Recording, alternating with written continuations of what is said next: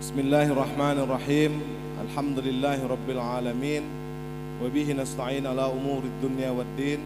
Wassalatu wassalamu ala rasulillah an-nurul alam khairun nas khatamal anbiya Muhammad bin Abdullah wa ala alihi wa ashabihi ajma'in. Allahumma salli wa sallim wa barik alaih. Tiang sampaikan bahwa ini tiang diperintah oleh Ayahanda Bapak Haji Rahmat Hidayat untuk menyampaikan apa yang ingin beliau sampaikan. Jadi tidak bermaksud lancang atau tidak bermaksud untuk mengganti beliau, tetapi dalam posisi menerima perintah. Tapi beberapa hal yang harus disampaikan tadi beliau sudah briefing, sudah diamanahkan, sudah dimandatkan. Jadi izin tiang atas nama Bapak Haji Rahmat Hidayat nggih. Memang dia gagah aja beliau nggih. Mudah-mudahan lemak dia segagah beliau. Berkah. Jadi yang saya hormati, yang kami hormati Bapak atas nama Haji Rahmat Hidayat, berarti tidak kita hormati Bapak Rahmat. Tetap kita hormati. Tular manut lah. Bapak Haji Rahmat Hidayat, Ketua DPD PDI Perjuangan Provinsi Nusa Tenggara Barat. Beliau ini sudah hampir 35 tahun menjadi anggota DPR. Jadi mulai dari DPRD Kabupaten Lombok Timur, sejak zaman beliau muda, masih zaman Orde Baru, beliau saat itu selalu bareng sama anggota TNI Polri, ABRI zaman itu. Enggak ABRI, tidak berpangkat militer beliau saat itu. Jadi orang sipil yang bisa memerintah militer saat itu ya beliau, karena beliau ketua praksinya. Jadi anggotanya ABRI saat itu. Terus jadi anggota DPR provinsi, terus makin sudah mau 3 periode menjadi anggota DPR RI Republik Indonesia. Tentu ini bukti bahwa beliau disayang, amanah. Lungguh Sami tidak bisa bayangkan ada orang yang jelek kemudian atau kelakuannya buruk, tidak sayang pada rakyat, tidak baik pada rakyat, kemudian bisa terpilih sampai 35 tahun. Itu kita nggak mungkin kebayang. Yang saya hormati, saya banggakan Bapak DRS Haji Ruslan Turmuzi. Beliau ini juga sudah 25 tahun, sudah mau masuk 30 tahun jadi DPR. Jadi ini orang-orang langka yang hadir. Memang saya sendiri bingung. Ini biasanya, dan saya yakin ini undangannya hanya via WA. Tapi berkah jemaah Bunduduk ini, bayangkan DPR RI 3 periode, DPR provinsi 5 periode hadir. Wah, ini berkah. Ini tentu berkah. Lungguh Sami harus bangga dan yakin bahwa ada berkah di Bunduduk ini namanya Ayahanda. Ini gubuk namanya Bunduduk, sebelahnya Kumbung. Yang saya hormati, saya banggakan ini hadir Bapak Suhardiman SHMH, beliau Sekretaris DPC PDI Perjuangan Kabupaten Lombok Tengah, beliau juga senior partai. Kemudian di sini juga ada Ustadz Hasbi dari BPKH. Ada ini Pak Am, biasa dipanggil Pak Am, nanti siapa tahu kenal. Ini moga berkah, ini kader PDI Perjuangan yang militan. Jadi beliau ini Lombok Timur tapi di Bunduduk pun hadir demi PDI Perjuangan. Ini Bapak Am ini siapa tahu nanti arak kesasang-sasang di Lombok Timur, bisa sesama saudara mencari Pak Am ini. Ini orang baik, orang muda, nekat dan berbahaya. Jadi ini juga harus saya hormati. Ini ada Pak Bambang Mei Pinarwanto. Nah, ini yang lansing, yang foto-foto ini. Ini beliau tidak mau duduk bersama pejabat-pejabat, tapi hampir sekian persen pejabat NTB itu nasibnya tergantung beliau sebenarnya. Jadi kalau Bapak Ibu lihat koran, lihat apa? Lihat media sosial apa itu tren, track di NTB itu sebenarnya beliau yang apa? Beliau yang atur. Jadi beliau adalah behind the scene. Jadi orang di belakang layar ini. Bahkan yang di depan layar dan di belakang layar pun hadir di penduduk ini. Ini ada Pak Bendahara DPC Partai bersama seluruh kader PDI Perjuangan yang saya banggakan, Bapak Ibu jemaah Bunduduk yang berkesempatan hadir. Untuk Bapak Ibu ketahui bahwa ada satu peristiwa penting pada tanggal 30 September 1960 itu di sidang Dewan Keamanan PBB yang ke-15 di kota New York, Amerika Serikat. Tampil seorang presiden dari satu negara yang baru merdeka, negara Indonesia. Nama beliau adalah Insinyur Haji Soekarno.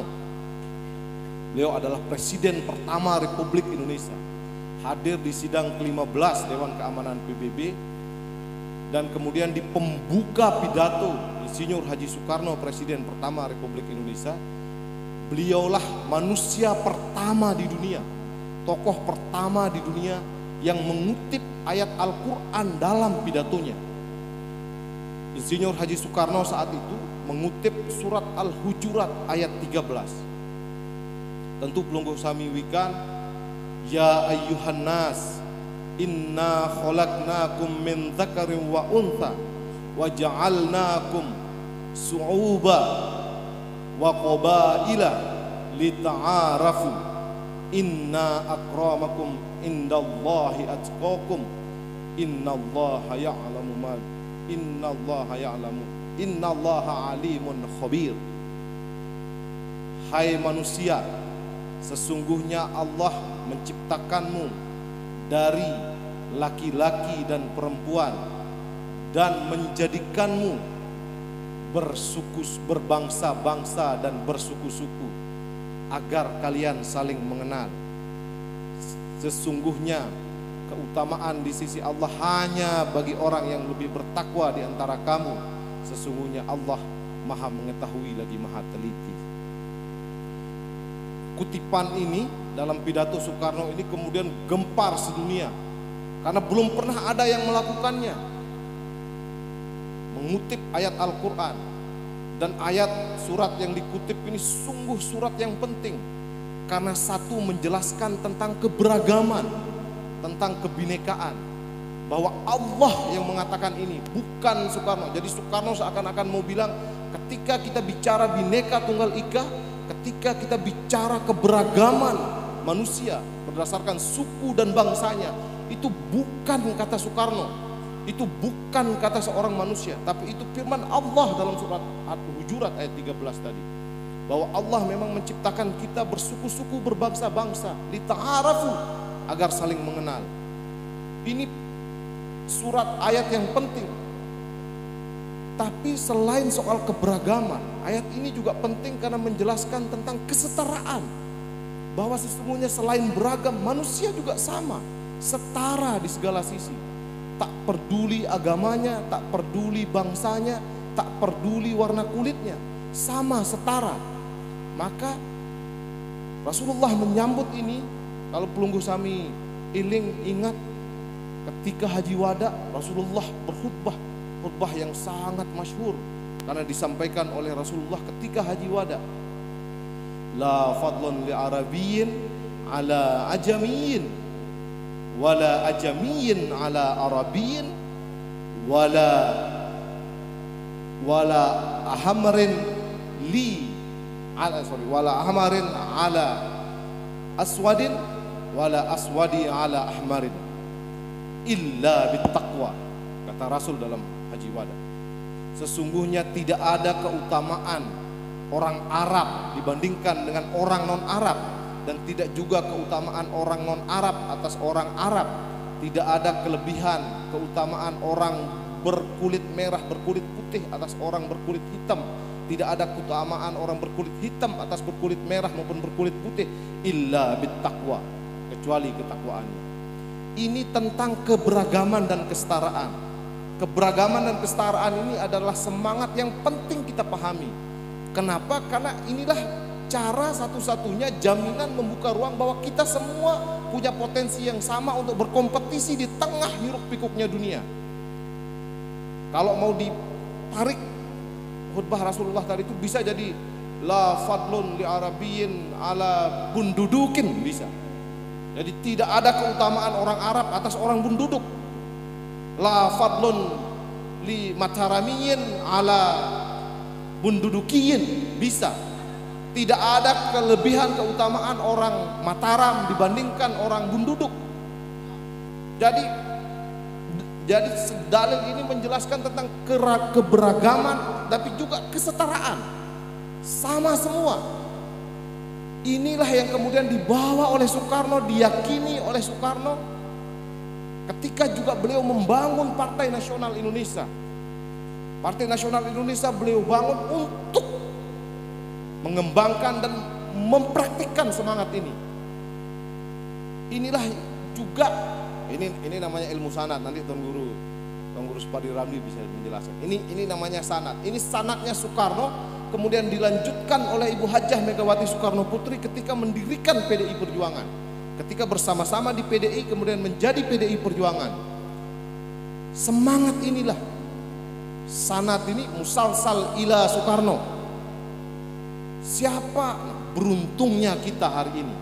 Beruntungnya kita hari ini, semangat ini yang digelorakan oleh Soekarno, kemudian disambut oleh putrinya Hajah Megawati Soekarno Putri, mendirikan partai namanya PDI Perjuangan. Beruntungnya kita karena hari ini sanad penyambung yang mursalsal ila Soekarno, semangat ini hadir di tengah-tengah kita. Salah seorang pendiri PDI Perjuangan, Partai Demokrasi Indonesia Perjuangan di Indonesia, telah hadir di hadapan kita bersama-sama kita hari ini, namanya Haji Rahmat Hidayat.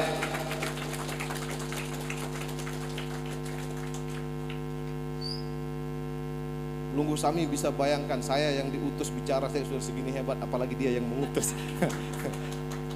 Jadi ini musalsal. Kalau bahasa pesantrennya ini musalsal, sanadnya nyambung sampai Soekarno, sampai Dewan Keamanan PBB yang sidang ke-15 tahun 1960 di New York, bersambung. Maka bentuknya tentu berbeda. Hari ini bentuknya, bentuk keberagaman dan kesetaraan itu ya seperti ini. Tidak pernah kita bayangkan. Saya waktu SMA ya Anda itu sering main di sini. Nama teman saya, ini orang-orang yang dulu tidak pernah ngaji Pak. Ada ini namanya Sadim. Sampai sekarang tidak pernah pakai kopiah. Tapi anaknya hafal 30 juz Al-Quran. Ini teman saya namanya Agus Jeker, sama sopir engkel ini. Yang dari dia pacaran sampai dia menikah, saya salah satu yang mengurusnya ya Hana. Sudah 2 kali menikah ya Hana. Sudah 2 kali menikah dengan perempuan yang sama. Karena dia pernah nakal. Dia pernah nakal. Tapi alhamdulillah dia tinggal memperbaiki makanan minuman anaknya, nanti akan jadi hafiz Al-Quran juga. Saya sudah tanya dulu amaknya ini namanya Agus Jeker ini, saya tanya apa cita-citamu? Cita-citanya hanya pergi ke Malaysia kemudian sugih. Karena cita-citanya terlalu sederhana, maka dia pergi ke Malaysia, arak sekek umah ayahan, tekakan si lendak mulai. Tapi anaknya namanya Pangki. Saya sudah tanya, apa cita-citamu Pangki? Saya tanya. Dia cita-citanya Pangki hari ini untuk awal dia harus berangkat sekolah ke Mesir, cita-citanya. Masya Allah. Jadi dari potret Sahdim dan Agus Jeker ini saja, ini ada peningkatan level kualitas masyarakat Bunduduk ini luar biasa. Berkah asbab dari adanya pondok pesantren Darul Adqiyah ini. Ini Darul Adqiyah ini karena dipimpin oleh, kalau saya bilang Islam khair mafyusu, kalau istilah saya. Jadi mafioso Islam yang baik. Jadi, tadi ayahanda khusus juga berbisik ke saya, ini harus disampaikan. Ini kutipan langsung Haji Rahmat Hidayat. Tuan Guru Supardi Ramli ini saya lihat-lihat otaknya ini terlepas ya, selain beliau penghafal Quran, otaknya ini otak ala mafioso yang keren gitu. Jadi ini Bapak Haji Rahmat Hidayat curiga Tuan Guru Supardi Ramli ini ikut sama Tuan Guru Haji Turmuzi Badarudin. Jadi tiba-tiba madrasah sumbangan BPKH ditaruh di sini, tapi aula dibangun di depan. Jadi wah ini otaknya visioner gitu loh. Ini visioner otaknya. Visioner, dan semoga tidak mengikuti Tuan Guru lain beristri lebih dari satu ya. Ini karena beliau sudah duduk di samping Haji Rahmat Hidayat, jangan pernah berani poligami. Jangan sampai pesantren ini gagal gara-gara perseteruan para istri.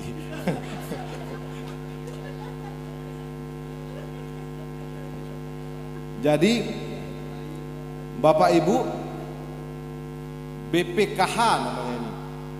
Jadi ini biar kita benar ikrar akad kita, sanadnya juga benar. Ini BPKH ini Badan Pengelola Keuangan Haji. Badan Pengelola Keuangan Haji ini adalah satu badan yang dibentuk oleh negara untuk melakukan pengelolaan dana haji yang masuk. Karena dana haji ini dia masuk begini, itu banyak orang yang memasukkan dananya untuk haji.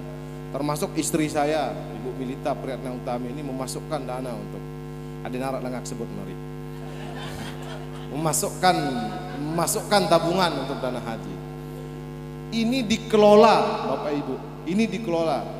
Dalam Islam satu ibadah itu tidak boleh hanya bernilai ubudiyah ke atas saja, tapi juga harus bernilai sosial ke samping ke tengah masyarakat. Inilah yang dikelola oleh BPKH, dan kemudian beberapa hasil pengelolaannya itu kira-kira salah satunya yang Pelunggu Sami nikmati sekarang dalam bentuk bantuan bantuan ruang kelas baru untuk pondok pesantren Darul Adqiyah makin niki. Jadi ini bermakna jangan sampai Pelunggu Sami terkena hoax, terkena berita miring bahwa uang haji dipakai untuk proyek, dipakai untuk bangun jalan, Jokowi pergi beli pesawat. Insya Allah yang bersanad Soekarno, Hajah Megawati Soekarno Putri, Rahmat Hidayat, SH itu insya Allah tetap memegang prinsip tasyarruful imam ala ra'iyah manutun bil maslahah. Wah menik kalau hadis firman Allah maksugula masih pada paran PDI Perjuangan Kristen kafir mulai darak pikir. Waina. Maksud tiang, kenapa tiang pertegas ini? Karena tiang dapat ini justru di PDI Perjuangan tiang diajar yang begini. Ini saya bersaksi. Ini Mahjad, ini kepala desa Labulia, lupa sebut baru adik, maaf. Ya ruam telah. Nah, dek pakar. Ini Mahjad ini jadi saksi. Banyak orang mengenal Tuan Guru Haji Supardi Ramli ini sebagai tokoh Nahdlatul Ulama di Kabupaten Lombok Tengah hari ini. Ketua Lazisnu Kabupaten Lombok Tengah. Yang ceritakan sanatnya. Ampura niki ejen sombong niki ejen ajum. Saya yang mualafkan Bapak Supardi Ramli ini. Jadi beliau ini masuk PDI dulu baru jadi NU. Yang pastikan sanatnya ini. Jadi beliau menjadi Islam sejati dan merasakan Islam sebagai rahmatan lil alamin itu lewat PDI Perjuangan. Jadi beliau jadi ketua Bamusi dulu baru jadi pengurus Nahdlatul Ulama. Maksud tiang ada misalnya dek baik Malik mai angan. Mai lalu pekayunan mek paran PDI ini Kristen, mek paran PDI ini kafir, ya paran PDI ini ki partai sesat Malik. Amu sampuna. Dendek semal-semal mau saya. Kedong ngajong. Nggih. kajum calon. Melek tantang bulagul marong. Melek tantang buka patul wahab, patul muin lawan. Lagu dedek. Nah, ini sekedar pemberitahuan. Jadi sanad yang tadi. Kita beruntung sekali pada hari ini hadir sekali lagi yang sanadnya musalsal ila Soekarno. Ini hadir di tengah Pelunggu. Semoga menjadi berkah. Semoga menjadi aspirasi dan inspirasi terutama untuk para santri. Sekali lagi karena la fadlon li Mataramiyin, li Jakartiyin, li Bandungin, li Semaringin, ala bundudukiyin. Tidak ada kelebihan orang Mataram, orang Bandung, orang Semarang, orang Bali atas orang Bunduduk, tidak ada. Semua kita sama. Rasulullah sudah menegaskan itu, illa bittaqwa, sudah jelas itu. Maka semoga semangat ini sampai ke kita, apa yang dihajatkan oleh ayahanda Bapak Haji Rahmat Hidayat, sampai bukan hanya sekedar sampai bantuannya, tapi juga sampai semangatnya, sampai ke sanubari kita, semangat beliau. Ini orang Pelunggu Samin, mungkin tadi ada yang perhatikan, ini kalau kita bikin acara, ini tidak pernah repot sebenarnya. Beliau nolak air, nolak kopi, nolak jajan, nolak buah. Maksudnya ada yang mendek repot, jariin murah, namun iya tunda. Dah kak menonton milih pada undang. Ya Allah. Jari lemak lamu mak maulid lagu kurang sanganan, undang beliau. Karena tidak butuh banyak-banyak. Jadi beliau hadir, datang. Tadi beliau juga berbisik ini ke saya terakhir. Dan beliau berjanji tadi merespon Tuan Guru Supardi Ramli. Karena ini juga penting saya tegaskan. Bapak Haji Rahmat Hidayat ini suaranya ndek lebih 5 elek pun duduk. Ndek muah pada pelek. Amun ndek pada nenek pada begejuh-gejuh nih. Nenek arak kena dia dan menjadi DPR RI jangan milih datang. Memang ini Agus girang-girang keluk ke balik. Lamun Haji Rahmat Hidayat nih ndek muah pada pelek. Ndek muah pada lecok. Dakak menurut 350 juta datang je pun duduk. Ini penting ditegaskan ini. Lagu wajar mendek pelek karena waktu itu Haji Supardi Ramli calon DPR RI di sini. Ampun ya ya. Berapa dapatnya? 350. Kurang. Tadi beliau sudah berbisik kalau Anakda sudah sampaikan surat Al-Hujurat itu, sudah sampaikan khutbah Haji Wada itu, terus besok terketuk hatinya masyarakat rakyat Indonesia yang ada di dusun Bunduduk ini, kira-kira lemak pemilu 2024 luwe pilih Haji Rahmat Hidayat, insya Allah rusunawa nganjeng ya.